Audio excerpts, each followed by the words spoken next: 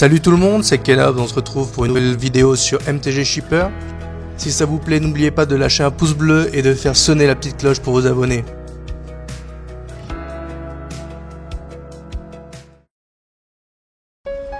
On se retrouve aujourd'hui pour la présentation de mon deck voleur avec comme général Nin the Pain Artist. Le général sera là pour la couleur, il emmène un petit plus, mais le deck n'est pas basé sur lui. La mécanique du deck consistera essentiellement à voler les permanents du board adverse, ou même dans leurs mains, dans leur deck.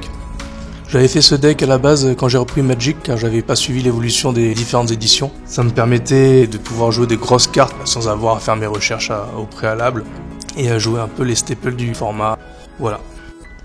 L'avantage du deck, c'est qu'il s'adapte à n'importe quel niveau de jeu, étant donné que c'est les pièces des adversaires que je vole. Bon, il y a quelques petites cartes pour rester agressif ou me défendre, mais globalement, ça reste un deck qui se base vraiment sur les decks des adversaires, donc très rentable sur les parties multijoueurs. Donc dans le deck, Nin est juste un soutien, il va nous servir à piocher quand on en aura besoin et à éliminer les créatures adverses qu'on aura volées temporairement. Le but du deck étant de voler temporairement les créatures de l'adversaire et de les sacrifier pour ne pas lui rendre. Le deck n'est pas très rapide et met du temps à démarrer, mais c'est tout un autre avantage car ça laisse le temps aux adversaires de poser pas mal de choses sur le board et donc d'avoir le choix de ce qu'on va voler. En attendant, on temporisera avec des petites cartes comme Dominating Licide ou Coller du Vide.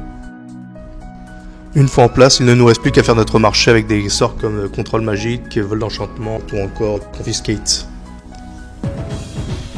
En cas d'attaque, on utilisera des sorts d'éphémères ou de rituels si sur la table on a déjà le Veldakhan Orrery, comme Act of Aggression ou Ray of Command. On va utiliser les créatures de l'adversaire en tant que bloqueur et provoquer ainsi un maximum de pertes. Afin d'éviter de rendre les créatures à la fin du tour lorsque c'est censé être le cas, le deck dispose de deux moyens pour éviter cela. Soit la méthode brutale avec des moteurs de sacrifice tels que Jalira Master Polymorphist et Goblin Bombardement, ou encore la méthode douce avec des cartes comme Synod Sanctum. On infligera de gros dégâts avec Malinius ou le Hellkite Tyran, ainsi qu'avec des créatures dérobées, pour finir sur une attaque massive via Mobrul, Mutinerie de masse ou Insurrection. Enfin pour la mana base, on va rester dans la thématique et on optera pour un Mirror Pool. Afin d'éviter toute surprise, on prendra aussi un phare hermétique qui viendra protéger notre mécanique.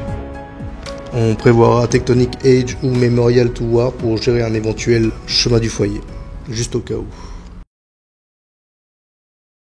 Merci d'avoir suivi cette vidéo, n'oubliez pas de vous abonner si ça vous a plu et de partager vos avis dans les coms.